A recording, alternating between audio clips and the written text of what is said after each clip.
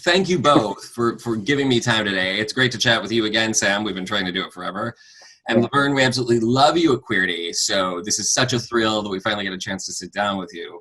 And what an occasion, disclosure, coming to Netflix. I'm so excited for this. Before we start with the film, though, I feel a need to ask, with everything that's going on right now, are you both all right? Are you both healthy and safe? Are you okay? Like, how are you doing in these crazy times? It's a day at a time for me. Yeah. Today I'm fantastic. I woke up at 3 a.m. I did morning Joe. I got my meditation in. I didn't work out, but then the Supreme Court, the Supreme Court, yes. So I honestly, that I am so buoyed by that. I'm so shocked. We were sort of, because I've been talking to Chase, my friend Chase Strangio, over the ACLU. He was like, okay, there's a lot of different ways this could go. We could like lose on sexual orientation and win on gender identity, or they could do a piecemeal. I mean, there were so many scenarios of how this could have gone, and just a straight up victory is honestly not how any of us were thinking this would go, considering the conservative makeup of the court. So it's shocking. It is deeply affirming. It's tempered because the Supreme Court is a mess. That's not, Yes, it's a mess. 5 years ago, when marriage equality passed, I think with the same week marriage equality passed, they gutted the pre-clearance section of the Voting Rights Act. Yeah. So,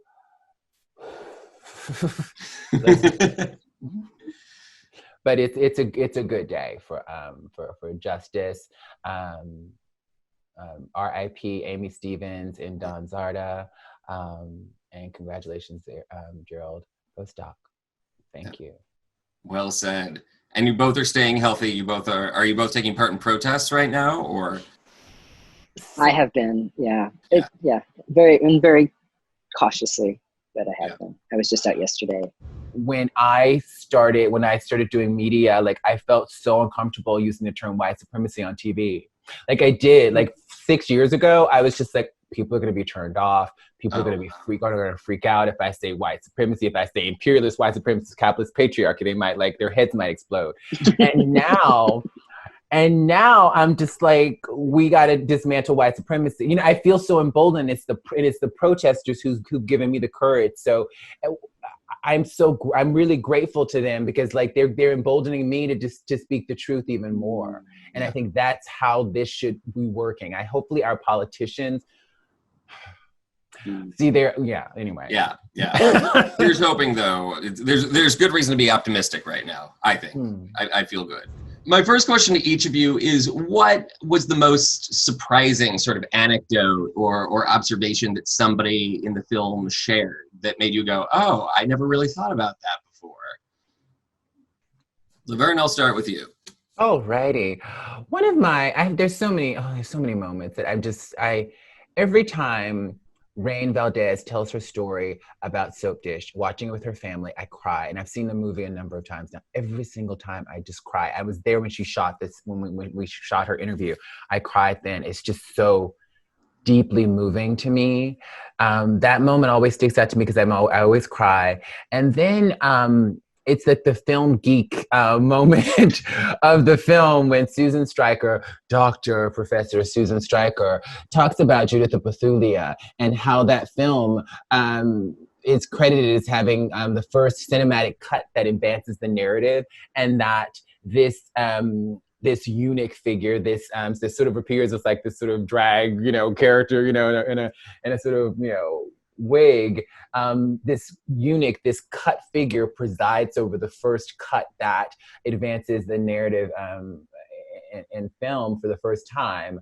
I love that. I love that. I was so just excited. I was there when Susan gave us that little morsel too, and I just endlessly excited about thinking about the history of cinema and trans folks right there advancing the narrative, literally. Absolutely. What about for you, Sam? I mean, that moment for me too, that Laverne is referencing, was so powerful. I mean, Susan is such a wealth of historical information, and the way she conveys these stories, they can resonate so deeply. And what I love so much about how she frames that story is she centered trans people in history. And it just shows how simple that is, right? And how impactful it is just to center oneself in history. Because, I mean, we know those in power are the ones who write history. So what does it look like when we just shift that lens ever so slightly? And just on a personal level, that shift just grounded me so much, right? Just to know that that is a part of our history and how we have been here. I mean, we know this, we hear it all the time, we say it, but every time it's reinforced, you know, my feet, I just feel a little more solid on the ground. We got to talk about Alfred Hitchcock here, because this is something I've struggled with a long time. This came up when you and I chatted before, Sam. Laverne, you even say it in the movie, like, Alfred, come on, what's up? Like, you know, you guys talk a lot about Psycho and how Norman Bates, even though the movie says he is not actually trans, that's still a negative image, or it's a problematic image for a lot of different reasons. One thing I guess I would point out is that Hitchcock had this weird fascination. He had all kinds of gay villains in his films too, or sexual deviants. It's hard for me to reconcile something like that because I admire Hitchcock so much as a filmmaker. For the two of you then, obviously somebody like Hitchcock is a titan when it comes to filmmaking. How do you sort of separate, you know, the two poles of this man was brilliant, this man also had problems? Or in the case of Hitchcock, is that something you can do at all? Well, you just did it, David. You just said this man was brilliant, this man had problems. That these are contradictory ideas that you just set up very succinctly, very easily. And I think that is what it is. Is that really That is the truth. For me, that is the truth for me. I love Hitchcock. I mean, Rope, I mean, Rear Window, I mean, God, I mean, it's insane. I watched the Alfred Hitchcock, that little show he had, Alfred Hitchcock Presents or whatever it was on TV when I was a kid. He is a titan, and he had some very problematic representations of not even really trans people, but like queer people, I think. Yeah. So I think it's about looking critically, that we can still love all these films. I'm not saying that we need to throw out a film. I've never been an advocate of censoring art or throwing out art, but we can watch historically, we can watch critically, we can understand. I think it's important with this knowledge too that disclosure gives us to be able to look back on Psycho and then think about the times. Think about, for those people who are alive in the 60s when that came out, and what people thought about trans folks, right? Yes. And look, and how we were treated, and did Alfred Hitchcock have anything to do with that? And they, at beginning to ask those questions, there's so much research that this film could even spark, I think, and so many questions. And I think that is the inquiry. And I'm not a cancel culture person. I don't think anyone should be canceled. Sure. But I think we can critically interrogate and critically reflect on things. Presumably, people have learned. So some creators have learned.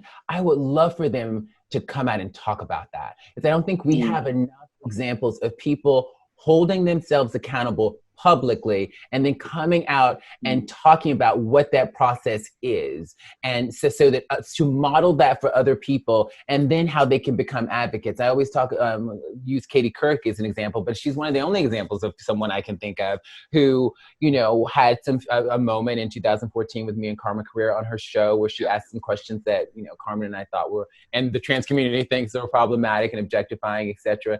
And then she owned up to it, allowed herself to be teachable, brought me back onto the show and said, if I shouldn't be asking about this, what should we be asking about? Then she even went on, like years later, and did a documentary called Gender Revolution, and she's just become a fierce ally and advocate for our community. And that, for me, is such a beautiful, wonderful example. And this is why you don't cancel people, because people can have the potentiality of being transformed and becoming brilliant, beautiful allies, advocates, and accomplices in our struggle. So we love people. We don't coddle them, but we love them, and we try to meet them where they are, especially if they have if their hearts are in the right place, whatever that means. And I think a lot of people's are. They just maybe don't know which way to go. Well, one of the other things I want to talk about is sort of positive trans images that were maybe not even seen as such at the time. You know, I think it's Lily Wachowski brings up Bugs Bunny and how cute Bugs looks as a woman. In those, the famous opera cartoons. What's Opera Doc? Yes, thank you. Yes. Chuck Jones. I remember Chuck Jones directed it. Wagner. So everyone knows Wagner. It's not Kill the Rabbit.